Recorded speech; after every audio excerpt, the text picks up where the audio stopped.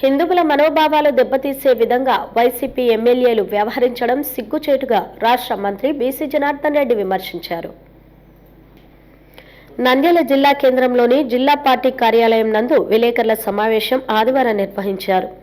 సమావేశంలో రాష్ట్ర మంత్రి బీసీ జనార్దన్ రెడ్డి, ఎమ్మెల్యే గిత్తా జయసూర్య, టీడీపీ జిల్లా ప్రధాన కార్యదర్శి ఎన్ఎండి ఫిరోజ్ పాల్గొన్నారు.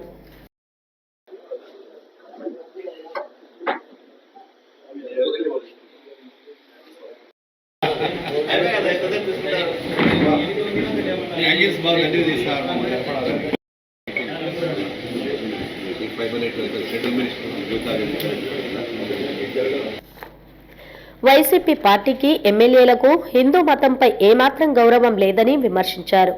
శాసన మండలిలో వైసీపీ సభ్యులు వివరించిన తీరు దుర్మార్గంగా ఉందని, కలియుగ దైవమైన శ్రీ వెంకటేశ్వర స్వామి పటాలను చేతపట్టుకుని కాళ్లకు చెప్పులు వేసుకుని పోడియం వద్ద పటాలను విసిరివేయడం సిగ్గుచేటుగా విమర్శించారు. గతంలోనే వారు 7 కొండలు ఎందుకు 3 కొండలు చాలన్నందుకు దేవుడి ఆగ్రహానికి వారు గురయ్యారనే విషయం అందరు కూడా తెలుసు. ఈ విషయంలో దేవుడు ఆగ్రహానికి వారు గురైనందువల్లే 11 సీట్లకు పరిమితమయ్యారు. రాబోయే కాలంలో శాసన సభలో గాని శాసన మండలిలో గాని ప్రాతినిధ్యం లేని విధంగా వారు చేసుకుంటున్నారని చెప్పి కూడా ఈ సందర్భంగా తెలియజేస్తున్నా. రాష్ట్రంలో వైఎస్ఆర్ కాంగ్రెస్, దేశంలో కాంగ్రెస్ పార్టీ ఈ దేశానికి రాష్ట్రానికి పట్టిన క్యాన్సర్ లాంటివి అని చెప్పి ఒకసారి మనమందరం కూడా గుర్తు చేసుకోవాల్సిన అవసరం ఉంది. రాబోయే ఎన్నికల్లో తప్పనిసరిగా ఇవన్నిటికీ పాపాలు పండి వారు కనుమరుగవుతారని చెప్పి తెలియజేస్తూ, దేశంలోని కోట్లాది హిందువుల మనోభావాలను దెబ్బతీసే విధంగా వైసీపీ ఎమ్మెల్యేలు మరియు మాజీ సీఎం వైఎస్ జగన్ వ్యవహరించడం దుర్మార్గంగా పేర్కొన్నారు. శ్రీ వెంకటేశ్వర స్వామిని రాజకీయాల్లోకి లాగడం వైసీపీ నాయకులకు పరిపాటిగా మారిందని ఆగ్రహం వ్యక్తం చేశారు. తిరుమల తిరుపతి లడ్డు ప్రసాదంలో జంతువులకు సంబంధించిన వాటిని వినియోగించినట్లు వైవి సుబ్బారెడ్డి స్వయంగా చెప్పిన వైసీపీ నాయకులు తప్పుడు ప్రచారం చేస్తున్నారని విమర్శించారు. మరి ఈనాడు రాజకీయం కొరకు దేవుణ్ణి కూడా వాడుకుంటూ ఒక పరమ పవిత్రమైనటువంటి గుడిని ఈరోజు రాజకీయాలలో అప్రతిష్ట పాలు చేస్తున్నటువంటి రాజకీయ నీచుడు ఎవరైనా ఉన్నారంటే అది జగన్మోహన్ రెడ్డి అని చెప్పేసి ఈ సందర్భంగా మనం తెలియజేస్తున్నాం. ఎందుకంటే రాజకీయంలో నిరసన తెలిపే విధానాలు వేరుంటాయి, ప్రశ్నించే విధానాలు వేరుంటాయి, మండలిలో మనం అనుసరించాల్సినటువంటి వ్యూహాలు వేరుంటాయి. కానీ అవన్నీ పక్కన పెట్టి కేవలము ఏ విధంగా ఈ రాష్ట్రంలో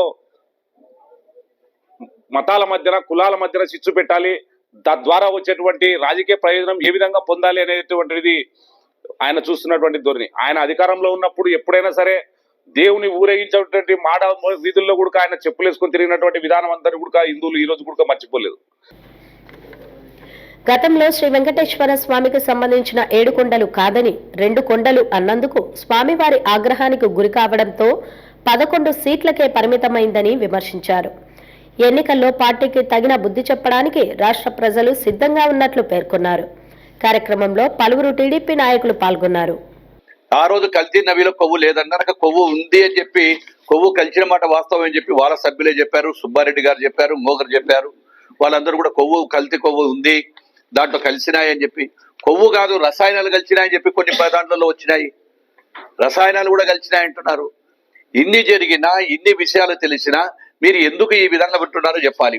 జగన్మోహన్ రెడ్డి గారికి భక్తి అంటే దేవుడు అంటే భయం లేదు, ఏ రోజు హిందూ సాంప్రదాయాలు పట్టించలేదు. తను గాని తన భార్య గాని ఏ రోజైనా తిరుమలకు పవిత్రమైనటువంటి ఒక సాంప్రదాయము హిందువుల మనోభావాలకు కానీ ఎక్కడైనా కానీ కూడా పోతే ఒక దేవుడికి బట్టలు తీసుకొని పరమార్థకు పోతే ఈయన ఒక్కడు ఊరు బట్టలు తీసుకొని వెళ్తాడు. ఎందుకు నీ భార్య రాలేదు? అదే విధంగా డైరెక్టర్ రాయాలి ఎంట్రన్స్ లో ఏంటి ఏ కులం రాయాలంటే దాన్ని కూడా ఆయన పట్టించుకోడు. అందుకే నీకు భగవంతుడు ఆ రోజు చూసిన తర్వాతనే నీ అహంకారాన్ని తగ్గించాలి అని చెప్పి ఆ రోజు నీకు 11 సీట్లకే పరిమితం చేశాడు. 151 సీట్లు ఇచ్చినటువంటి ప్రజలు నువ్వు చేస్తున్నటువంటి ఏ యొక్క ప్రచారాలు ఉన్నాయో, దుష్ప్రచారాలు కావచ్చు, నువ్వు చేసిన పాపాలు కావచ్చు, వీటన్నిటిని పెట్టుకొని కేవలం ఒక్క నంబర్ తీసేస్తే 11 సీట్లకు పరిమితం చేసినాడంటే ఆ భగవంతుడి కృపనే. మళ్ళీ కూటమి ప్రభుత్వం చేస్తున్నటువంటి అభివృద్ధిని చూసి కూటమి ప్రభుత్వం చూడ్చి ఓడవలేకనే ఈ డైవర్షన్ పాలిటిక్స్. అంటే ప్రజలందరూ కూడా కూటమి ప్రభుత్వం చేస్తున్న అభివృద్ధిని, ఈ రోజు ప్రజల పరిపాలన చూసి ఓడవలేక, ఈరోజు అభివృద్ధి చూసి ఇవన్నీ ఓడవలేకనే అతను ఈ రోజు ఈ యొక్క పాలిటిక్స్ డైవర్షన్ చేయాలనేటువంటి చేస్తా ఉన్నాడు. ఆఖరికి పెట్టుబడులు వస్తే పెట్టుబడులను బెదిరిస్తాడు. నేను వస్తాను, నేను సీఎం అయితేనే మిమ్మల్ని లోపలేస్తా. ఏంది నువ్వు అంటే ఎవడైతే రాష్ట్రానికి పెట్టుబడులు పెడతాడో వాళ్ళని లోపలేయడం ఏంటి? మతి జమీసిందా అని అడుగుతా ఉన్నాము.